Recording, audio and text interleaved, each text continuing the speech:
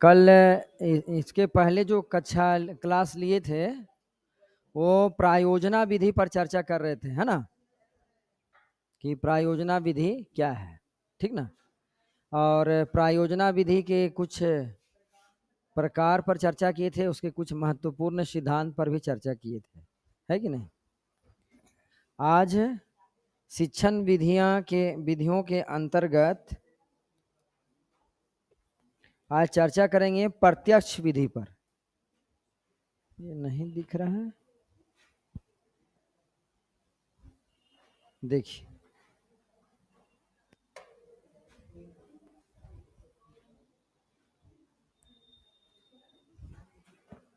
कितना नंबर जाएगा, ये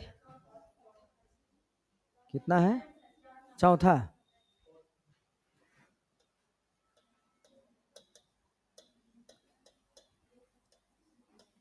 प्रत्यक्ष विधि, ठीक है।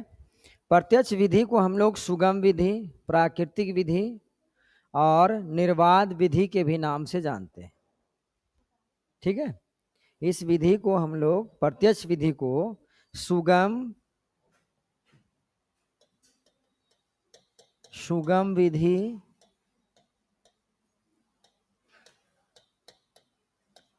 प्राकृतिक विधि, निर्वाध विधि, हाँ, इसको निर्बाध विधि भी बोलते हैं, निर्बाध विधि। ये 4 नामों से भी पुकारा जाता है। प्रत्यक्ष विधि को अन्य 3 नाम है, सुगम विधि, प्राकृतिक विधि और निर्बाध विधि भी बोलते हैं। इसमें जैसा कि आप लोग जानते होंगे, प्रत्यक्ष, प्रत्यक्ष का मतलब क्या होता है, प्रत्यक्ष का संधि विच्छेद क्या होता है, बोलिए। प्रति धन अच्छी, पढ़ाए होंगे, यहाँ ध्यान देना है। प्रति धन अच्छी, और अच्छ नहीं, कहीं कहीं अच्छ भी मिलेगा, लेकिन ये अच्छी जो है ना वो अच्छ में परिणत हो जाता है, लेकिन शुद्ध बोलना है प्रतिधन अच्छी, तब बना है ये प्रत्यक्ष शब्द। तो इस विधि के प्रतिपादक, इस विधि के प्रतिपादक कौन है, तो गुइन महोदय हैं, गुइन, ठीक। और 1901 ईस्वी में,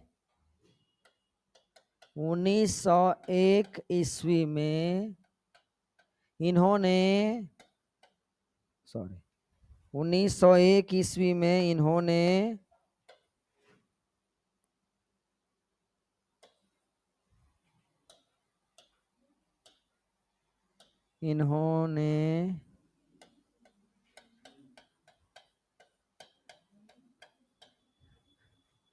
फ्रांस में प्रतिपादन किया था,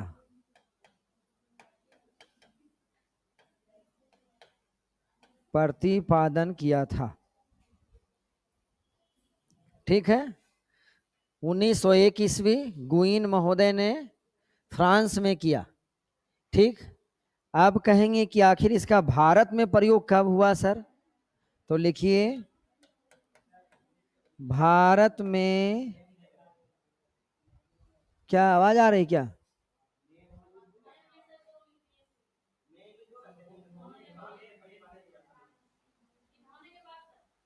इन्होंने, अच्छा अच्छा अच्छा, सॉरी सॉरी, ये ज्यादा लिखा गया ना, इन्होंने फ्रांस में प्रतिपादन किया था, ठीक। भारत में, इसका लिख लीजिए भारत में प्रयोग, भारत में प्रयोग 1908 ईस्वी में। और कहां कहां ध्यान देना है, सबसे पहले बंगाल में, और उसके बाद मुंबई में, उसके बाद मद्रास में, हाँ बंगाल, मद्रास जिसको हम लोग चेन्नई बोलते हैं, हाँ 1908 ईस्वी में, और शुरुआत हुई बंगाल में, मुंबई में, मद्रास में, 3 जगह पर भारत में 1908 ईस्वी में। ठीक है, आपको परीक्षा में सिर्फ इतनी आएगा कि अधिक कहा जाए तो प्रत्यक्ष विधि के प्रतिपादक कौन है, यानी आविष्कारकर्ता कौन है, तो गुइन बोलना है। कहाँ के रहने वाले थे, तो फ्रांस के। भारत में इसका प्रयोग कब किया गया, 1908 ईस्वी। ठीक ना, ये नहीं पूछेगा, ये बहुत डीप है। बंगाल में तो मुंबई में, मद्रास में। जानना यह है कि 3 जगह इसकी शुरुआत हुई थी 1908 ईस्वी में। ठीक ना, अगर यदि कहेंगे तो बंगाल में टिपिंग महोदय के द्वारा किया गया, मुंबई में फ्रेजर महोदय के द्वारा किया गया, और मद्रास में किया गया तो पेट्स के द्वारा किया गया। लिख दो, लिखिए, बंगाल में टिपिंग के द्वारा किया गया, टिपिंग के द्वारा, मुंबई में फ्रेजर के द्वारा, और मद्रास में या चेन्नई में किया गया, ये लिखिए, पेट्स के द्वारा, पेट्स महोदय के द्वारा किया गया। ठीक है, और एक और नहीं थे, श्रीनिवास अयंकर थे इसमें, एक थे श्रीनिवास अयंकर का नाम आता है, अयंगर, अयंकर, श्रीनिवास अयंकर, 2 थे मद्रास में, चेन्नई में जो करने वाले थे। ठीक, जैसा कि प्रत्यक्ष विधि से आप लोग परिचित हैं कि जब किसी वस्तु या चित्र का प्रतिमान, जिसको कहते हैं मॉडल, दिखा करके संबंधित कुछ जानकारियां दी जाती है, तो उसे हम प्रत्यक्ष विधि के नाम से जानते हैं। जैसे देखिए आगे, इसकी परिभाषा लिखिए, प्रत्यक्ष विधि की परिभाषा।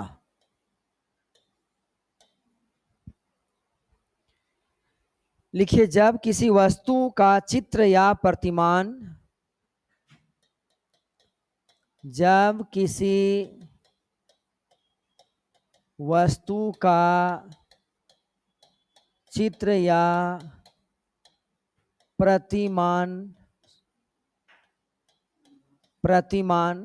प्रतिमान को इंग्लिश में क्या बोलते हैं, मॉडल। मॉडल का हिंदी है प्रतिमान, मॉडल, मॉडल। ठीक है, मॉडल दिखाकर उससे संबंधित जानकारी, दिखाकर उससे संबंधित जानकारी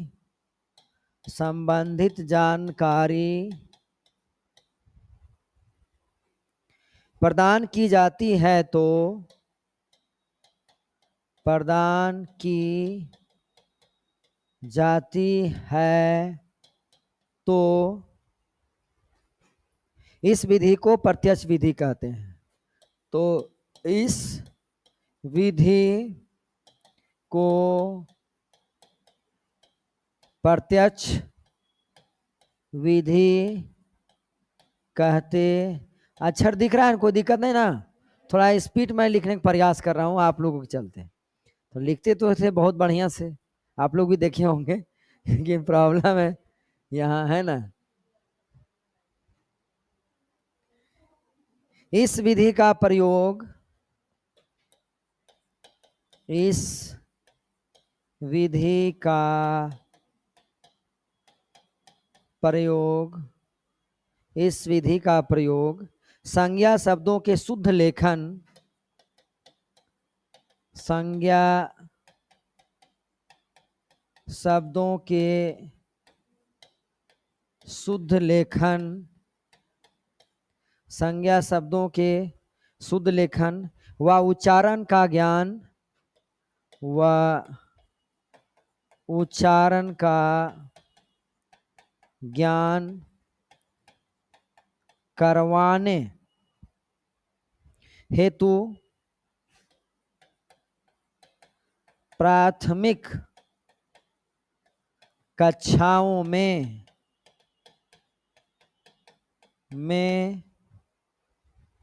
किया जाता है।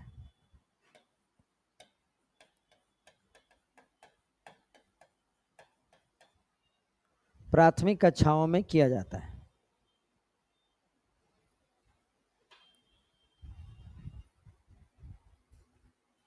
हो गया संतोष?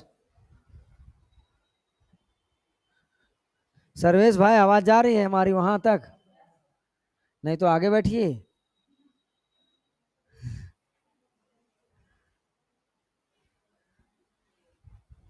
देखिए, जब किसी वस्तु का चित्र या प्रतिमान मॉडल दिखाकर उससे संबंधित जानकारी प्रदान की जाती है तो इस विधि को हम लोग बोलते हैं प्रत्यक्ष विधि। विशेषकर जानना यह है कि इस विधि का प्रयोग संज्ञा शब्दों के शुद्ध लेखन और उच्चारण करने का ज्ञान करवाने के लिए प्राथमिक कक्षाओं में किया जाता है। यहाँ ध्यान देना, परीक्षा में ऐसे आता है क्वेश्चन कि प्रत्यक्ष विधि का प्रयोग इनमें से कक्षा में किया जाता है। रहेगा पूर्व प्राथमिक कक्षा, प्राथमिक कक्षा, उच्च प्राथमिक कक्षा, उच्च एवं उच्चतर प्राथमिक कक्षाओं में। आप कितना मिस्टेक करेंगे इसे सोचिए। करेंगे ना मिस्टेक? इसीलिए मैं बताया जो परीक्षा में आएगा ना तो दो जो है ना, दो आंसर को, जो चार में दो रहता है उसको आप नेगलेक्ट कर देंगे और दो में से किसी एक को सेलेक्ट करना बड़ा टफ हो जाता है। होता है ना? बोलिए, दो तक कर देंगे। यहां मैंने लिखा है ओनली प्राथमिक कक्षा में, ना कि पूर्व प्राथमिक लिखा, ना कि उच्च प्राथमिक लिखा, ना कि उच्चतर प्राथमिक लिखा। उच्चतर भी प्राथमिक नहीं लिखा हूं। समझ में आई बात? तो परीक्षा में आप यहां मार्क करेंगे कि क्या रहेगा, तो ओनली प्राथमिक कक्षा लिखाए हैं सर, तो ये जानना ये है, तो बस प्राथमिक ही टिक लगाएंगे, है ही नहीं? बताइए, वहां चार रहेगा, पूर्व प्राथमिक, प्राथमिक, उच्च प्राथमिक, प्राथमिक एवं उच्च प्राथमिक। आप क्या करल जाए? समझ गए? तो ऐसे करना है, ठीक ना? तो ऐसे ही क्वेश्चन रहता है, ठीक। चलिए आगे। अब ध्यान देना है, इस विधि के सिद्धांत और इस विधि के गुण या दोष कोई जरूरी नहीं है, ये आप लोगों के लिए कोई दिक्कत नहीं, सिर्फ जानना ये आपसे संबंधित इतना ही क्वेश्चन पूछा जाएगा। हम लोग चर्चा करेंगे शुद्ध श्रुत लेखन अभ्यास विधि। अगला नंबर बताइए तो, 5 लिखिए। श्रुत लेखन, श्रुत लेखन अभ्यास विधि। श्रुत लेखन अभ्यास विधि, वास्तव में यह भी जो विधि है ना, ये विधि प्राचीन विधि ही है। आज से लोग शुद्ध लेखन नहीं लिखवाते हैं। आप घर में भी देखे होंगे, आप जाते होंगे, अपने बच्चे को देखे होंगे, अंग्रेजी में चाहे हिंदी में उस तरह की किताबें मिलती है, उसमें एक लाइन लिखी हुई है ऊपर में, फिर नीचे उसी को 4 बार 10 बार दोहराने के लिए कहा जाता है।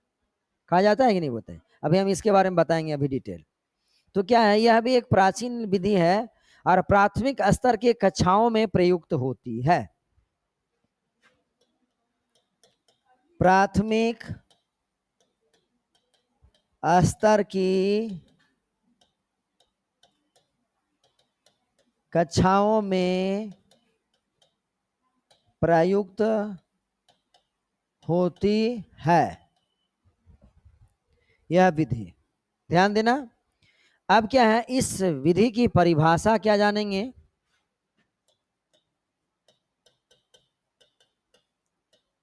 परिभाषा,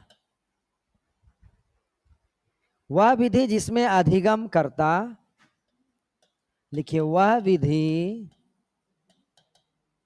जिसमें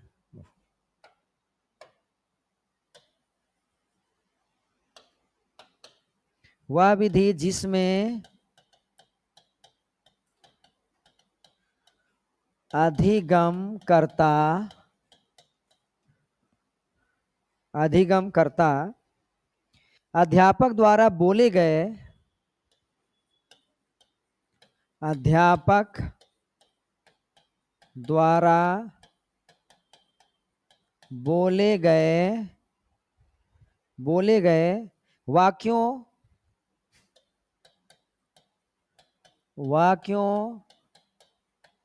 गद्यांशों पद्यांशों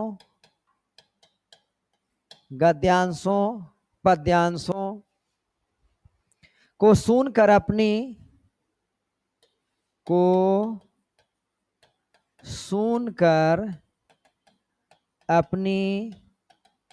अभ्यास पुस्तिका में शुद्ध लेखन का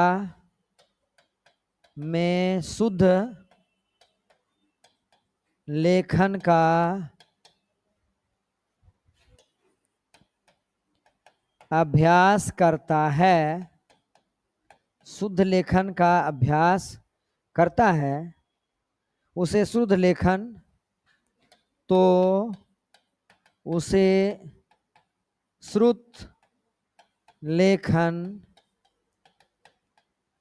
अभ्यास विधि कहते हैं।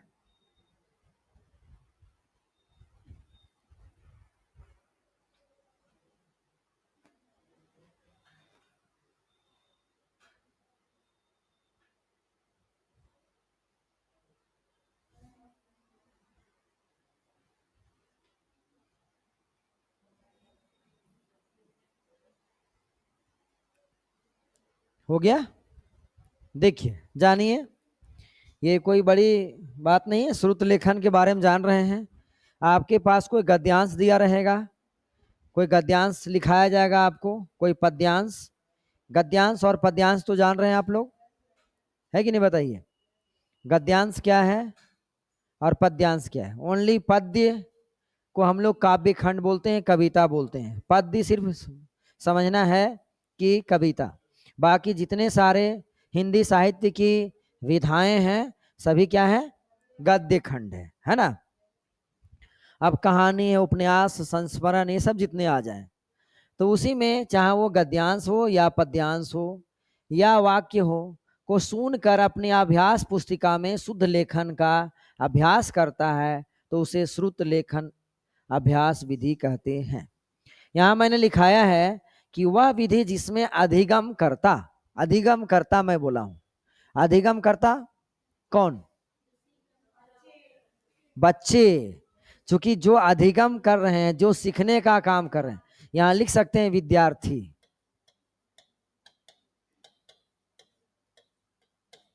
अधिगम करता कौन है? विद्यार्थी, है ना। अध्यापक के द्वारा बोले गए वाक्यांशों, गद्यांशों, पद्यांशों को सुनकर अपनी अभ्यास पुस्तिका में शुद्ध लेखन का अभ्यास करता है तो उसे श्रुत लेखन अभ्यास विधि कहते हैं। अब थोड़ी जानना यह है कि आखिर एक श्रुत लेखन मतलब एक बढ़िया लेख, सुलेख जिसको बोलते हैं, सुंदर लेख, है ना। तो यहाँ इसका क्या इंपॉर्टेंस है? ऐसे भी सुलेख शिक्षा का एक आवश्यक अंग है। महात्मा गांधी ने यह भी कहा है, और ये भी इन्होंने कहा है कि महात्मा गांधी ने बताया कि जिसकी खराब राइटिंग होती है ना, जो खराब हस्तलेख लिखने का काम करते हैं, उनकी शिक्षा अधूरी मानी जाती है, पढ़ाई की अधूरी निशानी है उनकी। जिनका बेहतर सुलेख, जिनका बढ़िया अक्षर नहीं लिखा है, ठीक ना, जो अच्छे नहीं लिखते हैं। तो ध्यान देना है, सुलेख का महत्व थोड़ा लिखिए। सुलेख का महत्व, सुलेख का महत्व में लिखिए। सुलेख मतलब समझ गए? सुंदर लेख, सुंदर या सुलेख या श्रुत लेख का महत्व जिसको बोलते हैं, ये समझना है। सुलेख या श्रुत लेख जिसको कहते हैं, ध्यान देना है। सुलेख शिक्षा का एक आवश्यक अंग है। लिखिए सुलेख शिक्षा का एक आवश्यक अंग है। ये कौन कहे हैं? तो महात्मा गांधी ने बोला है। महात्मा गांधी, बापूजी का कहना है सुलेख शिक्षा का एक आवश्यक अंग है। हो गया? चलिए आगे देखिए। अरे तो ये क्या हुआ, आगे बढ़ गए क्या? पीछे हो गए, आगे बढ़ाऊं ना इसको? हाँ ठीक। सुलेख शिक्षा का एक आवश्यक अंग है, महात्मा गांधी। हो गया? देखिए लेखन में सुलेख का उतना ही महत्व है। अगला लिखिए। अरे रे रे,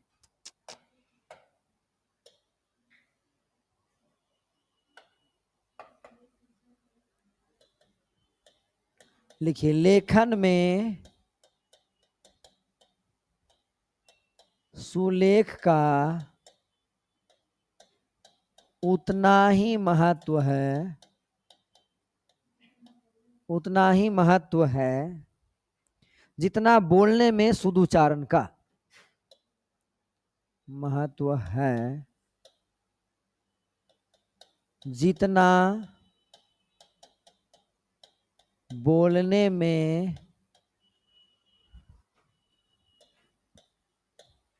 शुद्ध उच्चारण का। लेखन में सुलेख का उतना ही महत्व है जितना बोलने में शुद्ध उच्चारण का। ये पीडी पटनायक का कथन है। पीडी पटनायक।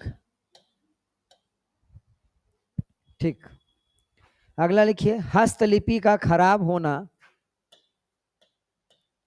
हस्तलिपि का खराब होना, हस्तलिपि का खराब होना अधूरी पढ़ाई की निशानी है। अधूरी पढ़ाई की निशानी है। ये महात्मा गांधी का ही कथन है। ठीक। हाथ की लिपि है ना, हाथ की लिपि। हस्तलिपि का खराब होना यानी खराब हैंड राइटिंग जिसको कहते हैं, या अधूरी पढ़ाई की निशानी। इसलिए आप लोग को भी हम कह दे रहे हैं कि बेहतर तरीका से लिखने की कोशिश करें। ठीक ना? हाँ ठीक से लिखिए। चलिए इसमें क्या है, श्रुत लेख कन की जो अभ्यास विधि की जो प्रक्रिया है, श्रुत लेखन अभ्यास विधि की जो प्रक्रिया है उसको आप लोग जानिए। पहले आप लोग ये काम करेंगे बच्चे के साथ। इसमें क्या है कि जब हम लोग लिखाते हैं तो ऐसे आप लोग जानते होंगे कि एक शिक्षक अध्यापक जब बच्चे को श्रुत लेख लिखवाते हैं या वाक्य को लिखवाते हैं तो ध्यान देना उसको प्रायः वो 3 बार जरूर बोलते हैं, और 3 बार बोलने का प्रोसेस है ना। उसके बाद 3 से चौथा बार यदि बच्चे बोलते हैं कि सर फिर से बोलिए तो शिक्षक थोड़ा सा क्रोधित महसूस करते हैं, है कि नहीं? बोलिए, थोड़ा गुस्सा हो जाते हैं कि मैं बार बार बोलूं, इतना 3 बार तो मैं बोला हूं, क्यों नहीं लिख पाया, है कि नहीं? बताइए। तो इसके पीछे कारण है। कारण ये है, इसमें अध्यापक इस विधि का जो प्रयोग करते हैं, इसमें अध्यापक जो है किसी शब्द या वाक्य को पहले बोलता है, विद्यार्थी ध्यान से एक बार उस वाक्य को सुनना चाहिए विद्यार्थी को, या उस शब्द को, उस वाक्यांश को, या कोई जो भी लिखा रहे। दूसरे बार जब विद्यार्थी शिक्षक जब फिर दोबारा बोलते हैं तो सुनी गई बात को विद्यार्थी को ध्यान से लिखना चाहिए। इसका प्रोसेस ये है, ठीक ना। उसके बाद अध्यापक जब तीसरी बार लिख बोलेंगे उसी वाक्य को, उसी वाक्यांश को जब उच्चारण करेंगे तो विद्यार्थी क्या क्या काम है कि लिखी गई बात को उसे मिलान करना चाहिए। इसका रूल यही है, समझ गए ना। सैद्धांतिक बातें लिखने के पीछे यही रीजन है। इसीलिए एक अध्यापक 3 बार एक शब्द को बोलते हैं। यहां मैं नहीं बोल रहा हूं है ना, इसलिए मैं गिल्टी हूं यहाँ के लिए ठीक ना। तो कोई प्रश्न कर सकते हैं, ये प्रश्न बार बार कर ही देती है कभी कभी हमको।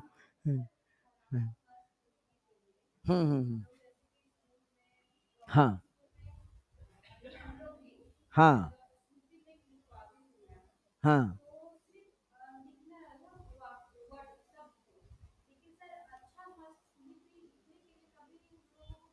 बताया ही नहीं गया, सही बात बता रहे हैं।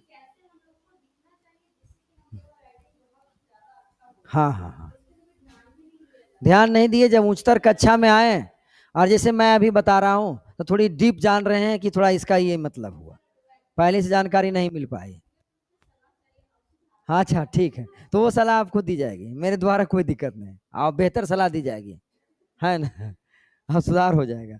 अच्छा, उसके बाद शिक्षक का क्या काम है आगे। इसके बाद जो है शिक्षक अध्यापक जो है उस बच्चे की कॉपी की जांच करेंगे, और कॉपी की जब जांच करेंगे तो अध्यापक के पास चलेगा, मान लीजिए कोई रेड कलम रखे हैं तो बहुत बढ़िया, ब्लू पेन भी है तो कोई दिक्कत नहीं, ब्लैक भी तो सब चलेगा, ठीक ना।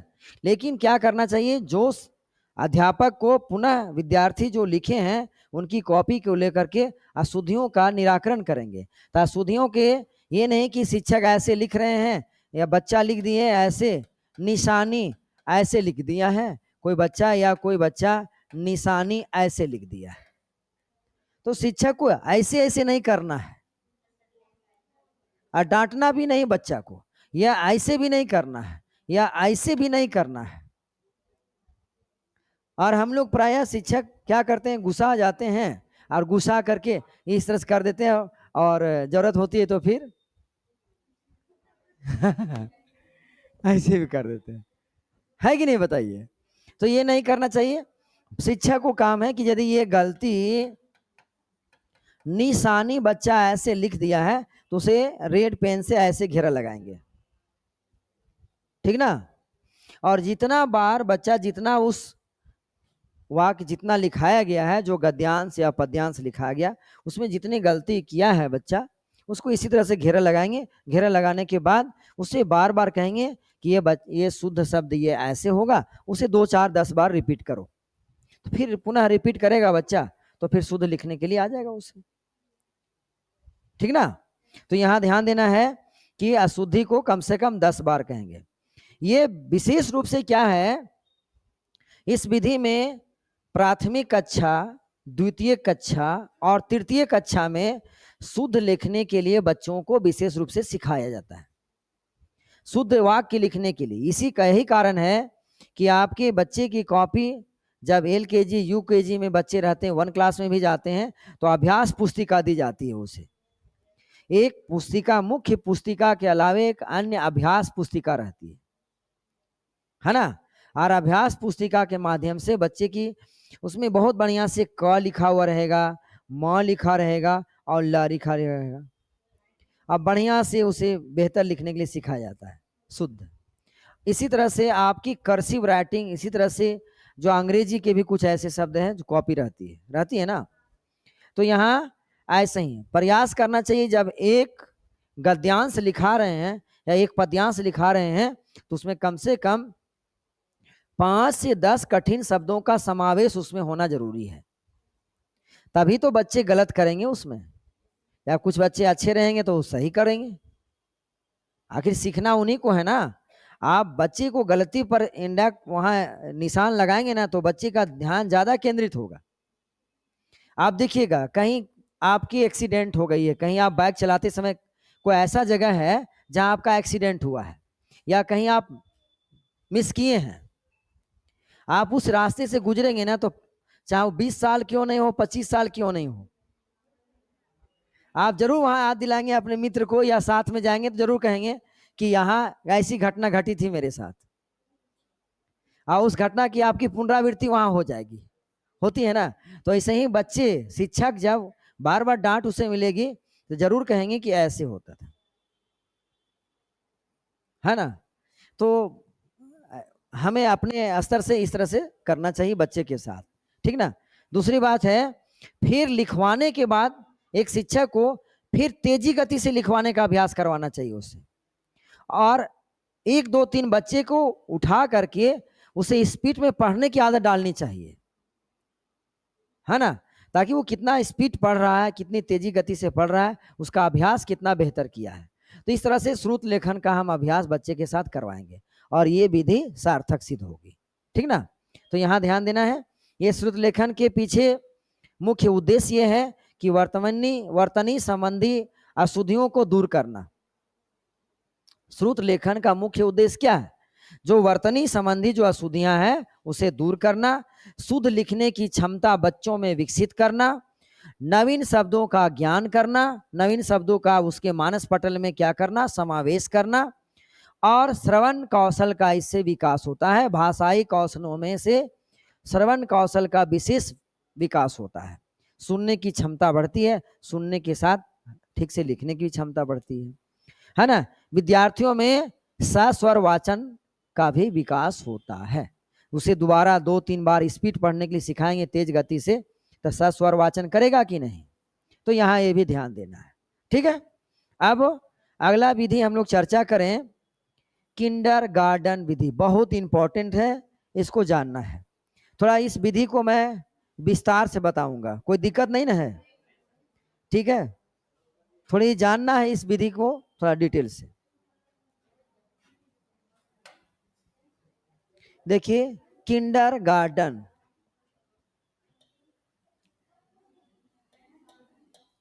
किंडरगार्टन या किंडरगार्टन, गार्टेन विधि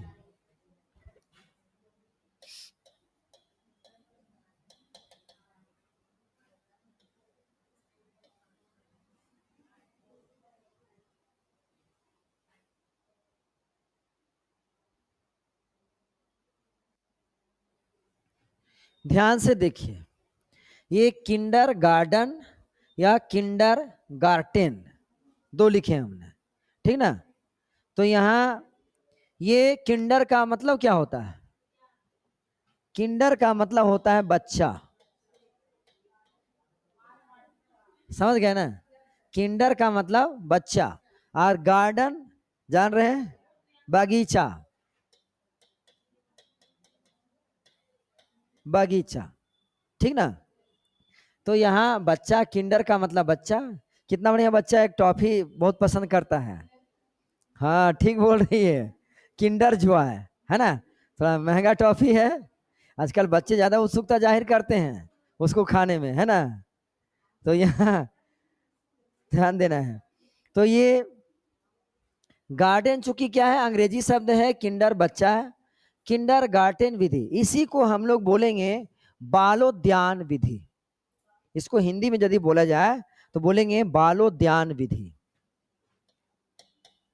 बालोद्यान, बालोद्यान विधि। ये शब्द कैसे बना है?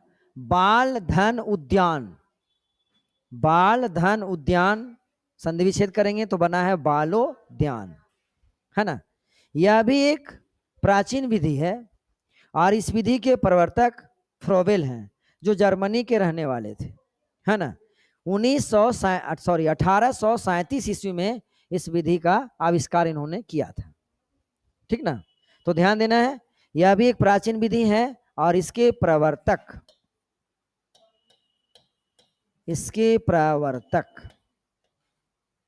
ठीक है, इसके प्रवर्तक हैं August Friedrich Froebel. August Frederick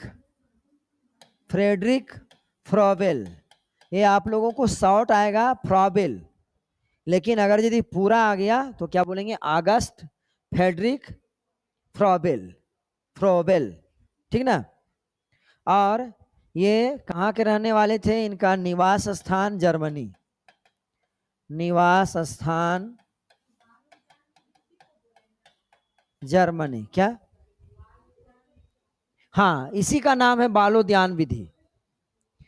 kindergarten या किंडरगार्टन विधि को ही बालोद्यान विधि बोलते हैं, इसी का नाम है,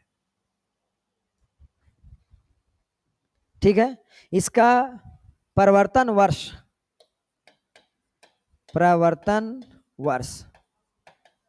1837 ईस्वी,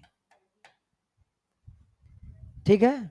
और ये मुख्यतया पूर्व प्राथमिक स्तर की कक्षा में प्रयोग होता है, मुख्यतया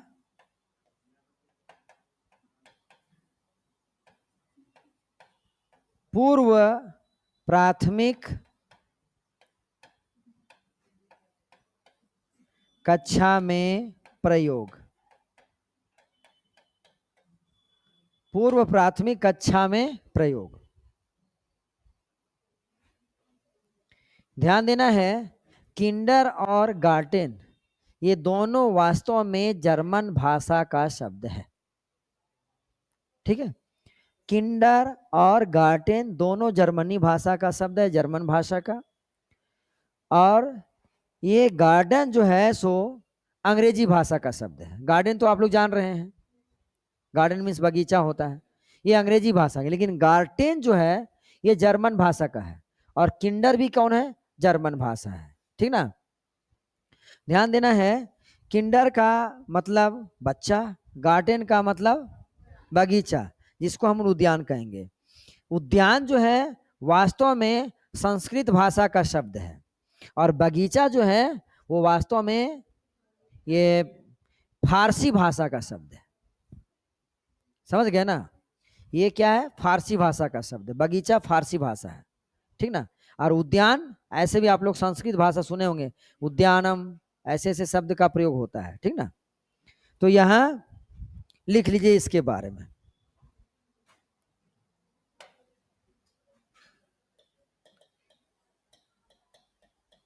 अर्थ में लिखिए, किंडर तथा गार्टेन, किंडर तथा गार्टेन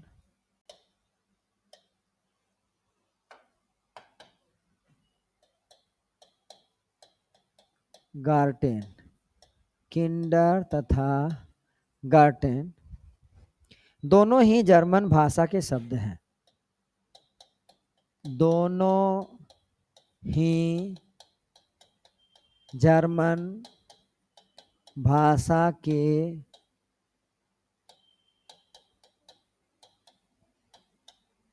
शब्द है। किंडर का अर्थ है, किंडर का अर्थ है बच्चा, तथा गार्टेन का अर्थ है, गार्टेन का अर्थ है उद्यान या बगीचा। समझ गए, उद्यान संस्कृत शब्द है, बगीचा फारसी शब्द है, समझ गया ना। लिखिए, फ्रॉबेल प्रकृतिवादी, फ्रॉबेल प्रकृतिवादी शिक्षा शास्त्री थे, प्रकृतिवादी शिक्षा शास्त्री थे। उनकी मान्यता थी कि उनकी मान्यता थी कि जिस प्रकार उद्यान या बगीचे में जिस प्रकार उद्यान या बगीचे में माली पौधों को प्रेम पूर्वक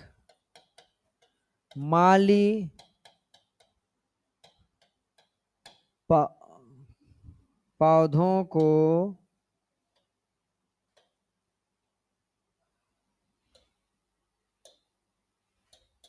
माली पौधों को प्रेम पूर्वक सींच कर उनका पालन पोषण करता है। प्रेम पूर्वक सींच कर उनका पालन पोषण करता है। पोषण करता है। ठीक उसी तरह विद्यालय रूपी ठीक उसी तरह विद्यालय रूपी बगीचे में शिक्षक रूपी माली विद्यालय रूपी बगीचे में शिक्षक रूपी माली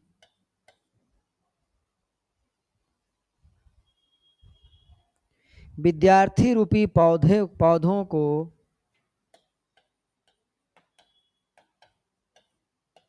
विद्यार्थी रूपी पौधों को सींच कर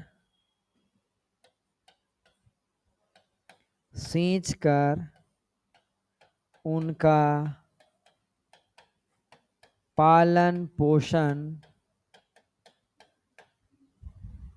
करता है। पालन पोषण करता है।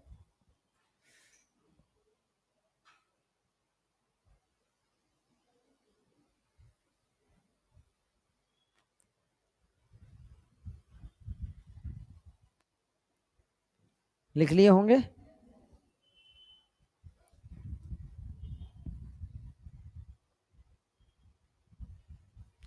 लिखिए।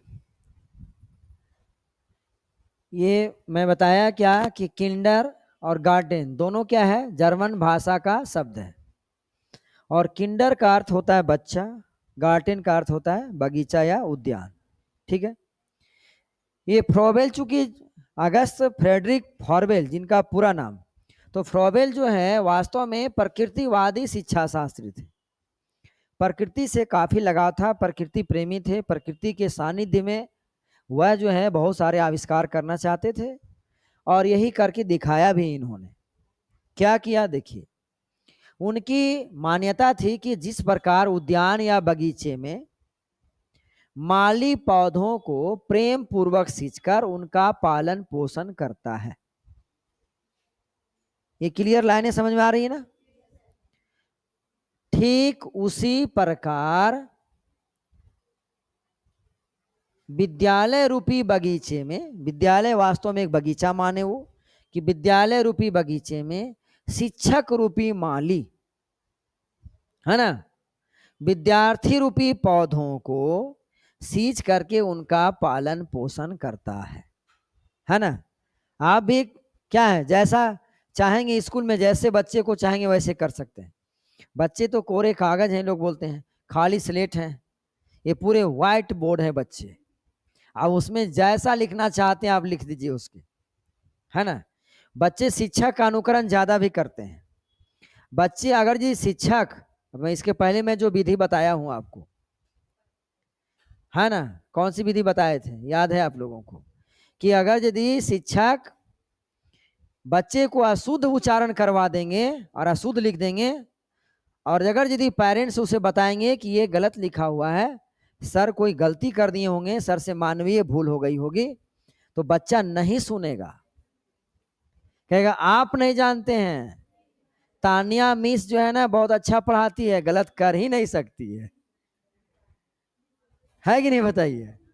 एकदम डट करके निर्भीक होकर के वह बोलेगा। इसलिए आपको बहुत सावधान रहने की जरूरत है, बच्चे के बीच में आपको गलती नहीं करना है ना। और ये भी बात मैं बता दे रहा हूं कि यदि जो प्रश्न आपके बीच में पूछा गया, उस प्रश्न का जवाब देने में आप असमर्थ हैं, तो बच्चे से प्रेम से बोलना है कि शायद मेरे दिमाग में ये बात में ये शब्द का जवाब नहीं आ रहा है, इसका उत्तर मैं इसे कल डायरी में लिख रहा हूं, कल मैं इसे आप लोग को बताऊंगा, कोई दिक्कत नहीं। और ये ना समझे कि हम नहीं जवाब दे पाए तो शर्मिंदगी महसूस करेंगे, ऐसा नहीं सोचना है कभी नहीं। कोई अपने आप में परिपूर्ण नहीं है, समझ में आई बात। मैं भी आप लोग के बीच में हूं तो कोई परिपूर्ण नहीं है, मैं भी परिपूर्ण नहीं। मैं पढ़ने का अभ्यास करता हूं तो आप लोगों के बीच में सिखाने का काम किया आया हूं। आप मुझे चाह रहे हैं कि सर पढ़ाएं, है कि नहीं, बताइए। तो ये जानना, ये ऐसा नहीं सोचना है, कभी नहीं सोचना है। और ये भी बता दे रहा हूं मैं, अगर यदि पढ़ाने के क्रम में आज की कक्षा आपने जो लिया उसमें शायद कहीं गलती आप कर दिए, ठीक ना, कोई शब्द में, तो पुनः दूसरी कक्षा में जब आप आएंगे तो बच्चे को कह देंगे कि कल माफ करना, मैं जो कल पढ़ा रहा था उसमें ये शब्द गलत लिखा गया था, इसको आप सुधार लें, ठीक ना, एकदम कोई दिक्कत नहीं। उससे क्या होगा, आपकी गुडविल बढ़ेगी, आपकी ख्याति बढ़ेगी कि ना कि ये सर बहुत अच्छे हैं, थोड़ी गलती हो गई तुरंत पुनरावृत्ति हम किए हैं, है ना, ना कि गलत पढ़ा करके आगे बढ़ गए, ऐसा भी नहीं कीजिएगा कभी, ठीक ना। तो आगे देखिए, फ्रोबेल ने अपनी इस मान्यता को, लिखिए,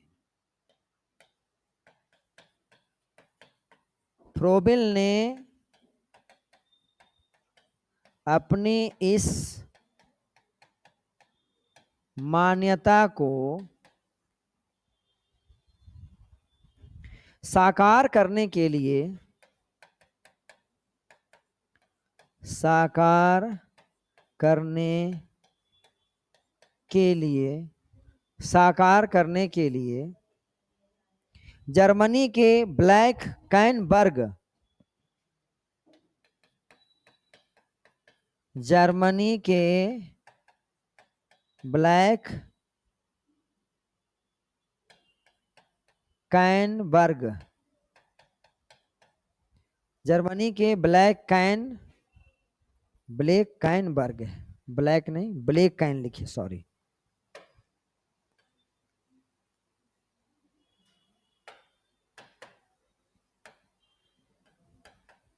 ब्लैक कैनबर्ग लिखिए, ब्लैक कैनबर्ग नामक स्थान पर,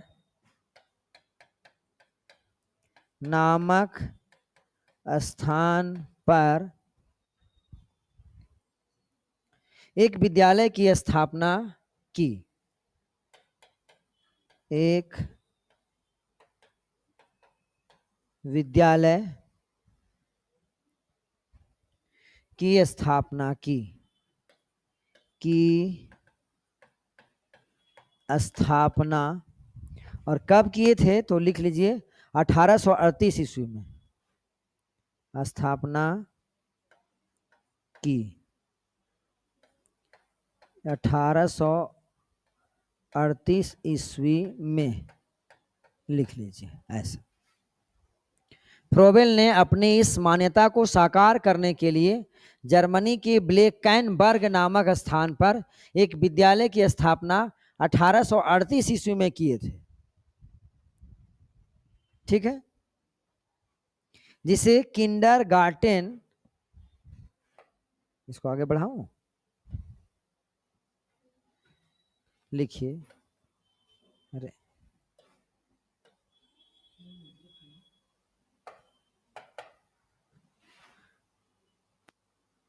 जिसे किंडर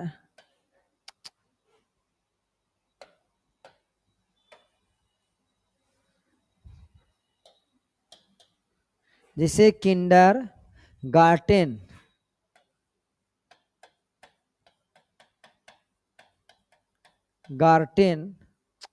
बड़ा मिस्टेक, थोड़ा सा स्पीड में लिखता हूं ना फिर भाग जाते हैं।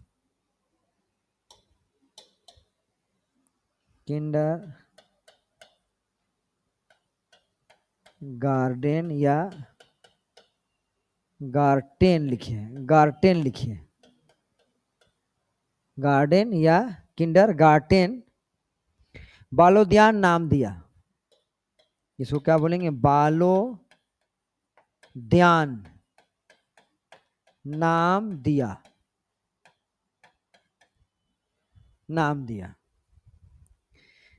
इस विद्यालय में बच्चों को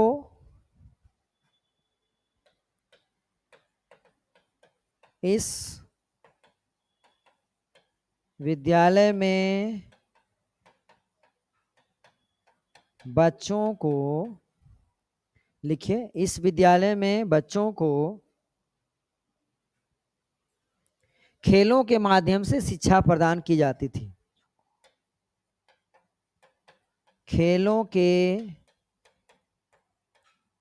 माध्यम से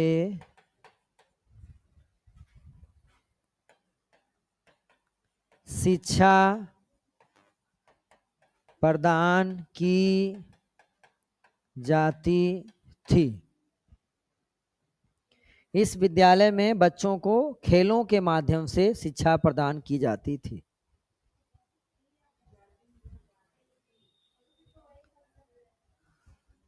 नहीं नहीं, अभी तो अभी प्रेजेंट हो गया, इसमें बहुत सारे रिसर्च हो गए ना कुछ।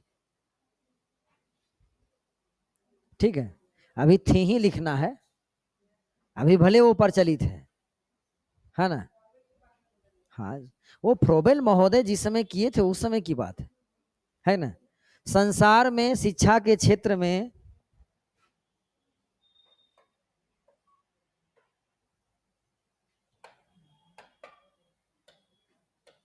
लिखिए, संसार में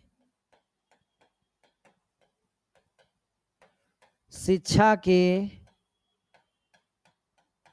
क्षेत्र में, संसार में शिक्षा के क्षेत्र में खेलों का प्रयोग सबसे पहले, खेलों का प्रयोग सबसे पहले इसी विधि में किया गया, इसी विधि में किया गया।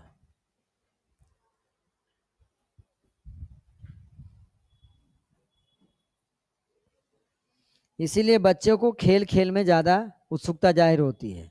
और घर में प्रकृति के बच्चे, जो नर्सरी वाले यूकेजी एलकेजी के बच्चे होते हैं, देखते हैं ना, उसको ज़्यादा से ज़्यादा कोई समय की पाबंदी नहीं है। अभी बताएंगे उसका उद्देश्य, उसके सिद्धांत में। तो लिखा दिए, इस विद्यालय में बच्चों को खेलों के माध्यम से शिक्षा प्रदान की जाती थी। संसार में शिक्षा के क्षेत्र में खेलों का प्रयोग सबसे पहले इसी विधि में किया गया। हो गया। अब देखिए आगे, किंडरगार्टन विधि के सिद्धांत निकलना है क्या? अच्छा निकलिए, कोई दिक्कत नहीं। लिखिए किंडरगार्टन, लिखिए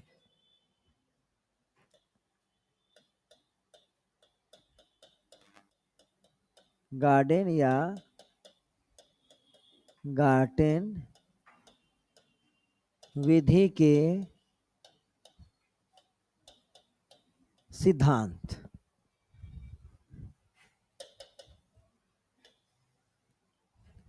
ठीक है, इसके सिद्धांत में पहला है खेल का सिद्धांत। खेल का सिद्धांत। दूसरा है एकता का सिद्धांत। एकता का सिद्धांत। तीसरा है स्वगति का सिद्धांत। स्वगति का सिद्धांत,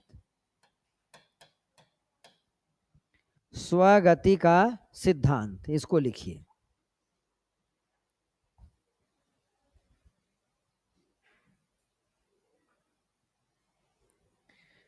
स्किंडरगार्टेन विधि के ये सिद्धांत है। 3 सिद्धांत पर आधारित यह विधि है। खेल का सिद्धांत, एकता का सिद्धांत और स्वगति का सिद्धांत। देखिए इसमें खेल का सिद्धांत,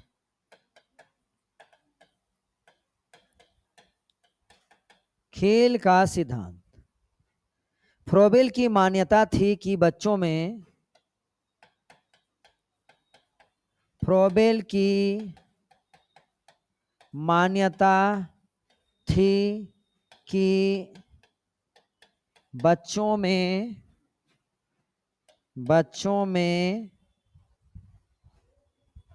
जन्मजात यह प्रवृत्ति होती है, जन्मजात यह प्रवृत्ति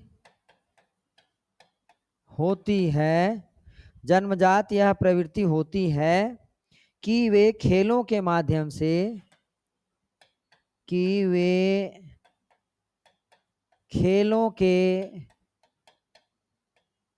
माध्यम से,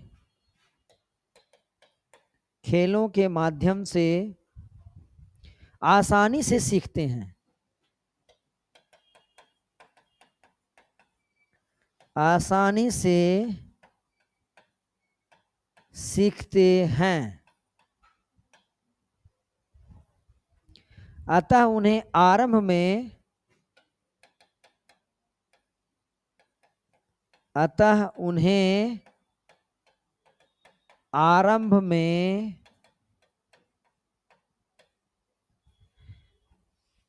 खेलों के माध्यम से ही,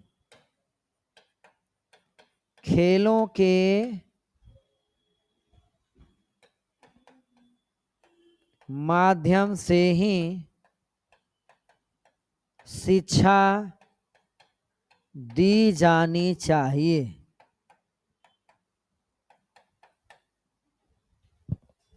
बच्चे खेल में ज़्यादा सीखते हैं, देखे होंगे आप लोग, इसलिए प्रयास करना चाहिए कि खेल खेल में ही बच्चे को ज़्यादा शिक्षा दिया जाए।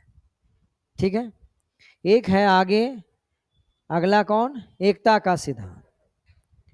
इसमें बच्चे, विद्यार्थी जो होते हैं ना, वो समूह में ज़्यादा सीखने की कोशिश करते हैं।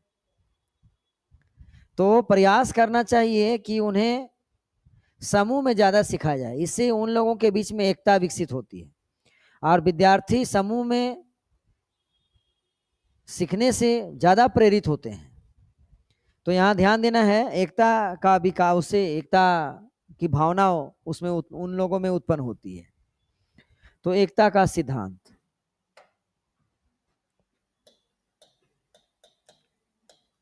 एकता का सिद्धांत लिखिए। विद्यार्थी समूह में आसानी से सीखते हैं,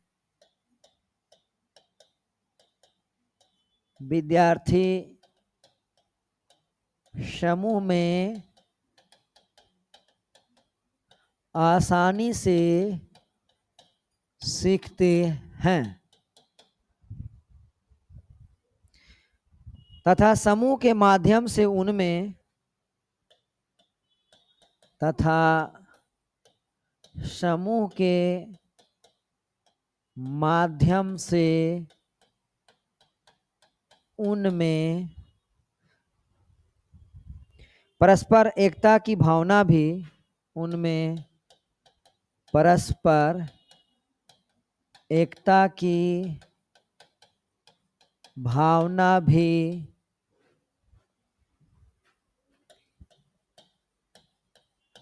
विकसित होती है। अतः विद्यार्थियों को, अतः विद्यार्थियों को समूह में खेलने के लिए, समूह में खेलने के लिए प्रेरित करना चाहिए, प्रेरित करना चाहिए। प्रियंका मित्र लोग कहाँ है? घर दोनों? स्वास्थ्य ठीक नहीं है? अच्छा। अगला लिखिए स्वगति का सिद्धांत। स्वगति का सिद्धांत।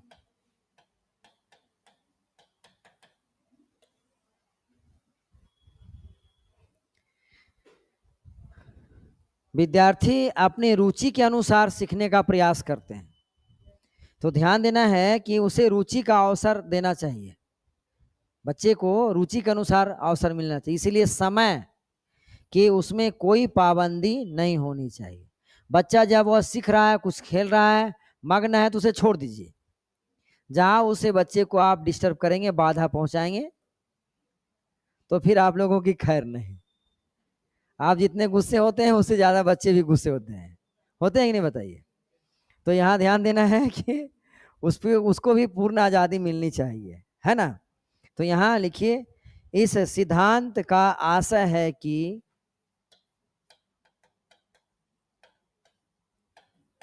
इस सिद्धांत का आशय है कि विद्यार्थियों को अपनी रुचि के अनुसार कि विद्यार्थियों को अपनी रुचि के अनुसार, विद्यार्थियों को अपनी रुचि के अनुसार सीखने का अवसर प्रदान करना चाहिए, सीखने का अवसर प्रदान करना चाहिए। उन पर समय एवं कार्य की, उन पर समय एवं, उन पर समय एवं कार्य की बाध्यता नहीं थोपनी चाहिए, कार्य की बाध्यता नहीं थोपनी चाहिए। ये स्वगति का सिद्धांत मतलब क्या हुआ? खुद की गति, खुद, खुद से स्व मतलब क्या होता है? खुद, हाँ, खुद इच्छा, उसकी उसके अनुसार इच्छा, हाँ, बच्चों का, हाँ हाँ बच्चों का ही बता रहे हैं।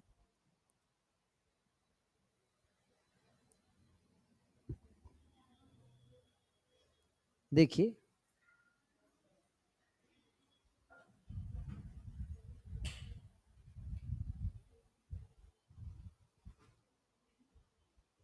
तो इस प्रकार किंडरगार्टन विधि के 3 सिद्धांत हुए, खेल का सिद्धांत, एकता का सिद्धांत और स्वगति का सिद्धांत, ठीक ना। अब अभी हम लोग चर्चा करें कि इस विधि का मुख्य उद्देश्य क्या है, ठीक ना। उद्देश्य लिख लीजिए, उसके बाद प्रक्रिया बताएंगे, इसको शॉर्ट कर देंगे तब ठीक है, आप लोग को थोड़ा विलम्ब हो जाता है ज्यादा, है ना। उद्देश्य लिखिए,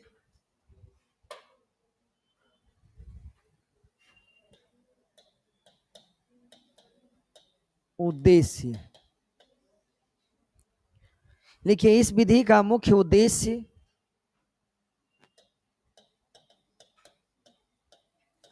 इस विधि का मुख्य उद्देश्य, इस विधि का मुख्य उद्देश्य बच्चों को उनकी प्रकृति एवं बच्चों को उनकी प्रकृति एवं रुचि के अनुसार, उनकी प्रकृति एवं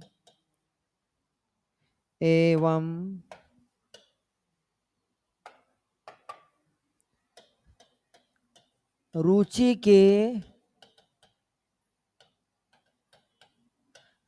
के अनुसार आगे बढ़ने का अवसर प्रदान करना, आगे बढ़ने का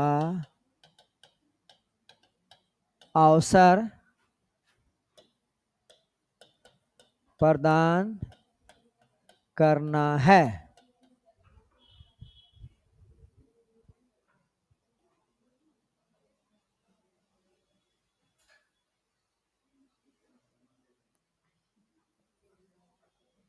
आगे स्टॉप करूं?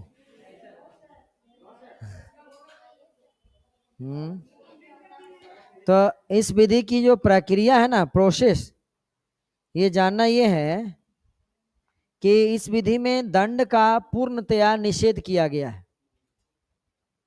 बच्चे को कभी दंड नहीं देना चाहिए, है ना, इसकी प्रक्रिया है। और इस विधि में संचालित जो भी विद्यालय हैं, उस विद्यालय में महिला अध्यापकों की संख्या ज़्यादा देखने को मिलती है।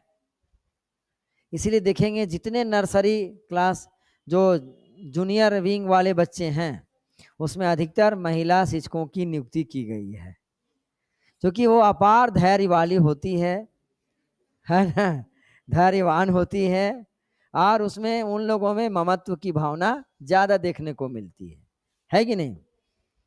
पुरुषों की अपेक्षा पुरुष तो अत्यंत क्रोधित हो जाते हैं कभी कभी, है ना, और ये महिला शिक्षिका के साथ ऐसी बातें नहीं है, वो धैर्यवान होती है, उनमें ममता की भावना ज़्यादा जागृत रहती है, इसलिए बच्चे के साथ वो अच्छे से पेश आते हैं, इसलिए बच्चों से ज़्यादा उनका लगाव रहता है। ये परीक्षा में कुछ ऐसे ही 3-4 पॉइंट बनाया हो रहेगा, तो बताया जाएगा कि ये कौन सी विधि इसके लिए उपयुक्त है। आप देखेंगे सीटेट वगैरह की परीक्षा देते हैं ना, तो उसमें बड़ा अजीब तरह का क्वेश्चन सेट किया हुआ रहता है, वो ये सारा पढ़ा हुआ रहता है, तो उसके अनुसार। तो इसकी प्रोसेस जो है ना, कल बतलाएंगे अगली कक्षा में, ठीक ना। और इसके बाद एक दिन और संभवतः क्लास लेंगे इस विधि का, उसके बाद आप लोगों को कुछ विधि पढ़ने के लिए मैं खुद दे दूंगा कि इस विधि को करके लाना है। इसका ऑब्जेक्टिव जो प्रश्न उत्तर है उसमें उसको समाहित कर देंगे, ठीक है। फिर भाषाई कौशल वगैरह पर चर्चा करेंगे, फिर संप्रेषण कौशल वगैरह पर चर्चा करें, ठीक। तो आज इतना ही बताकर आज की कक्षा मैं समाप्त कर रहा हूँ, ठीक। थैंक यू, धन्यवाद।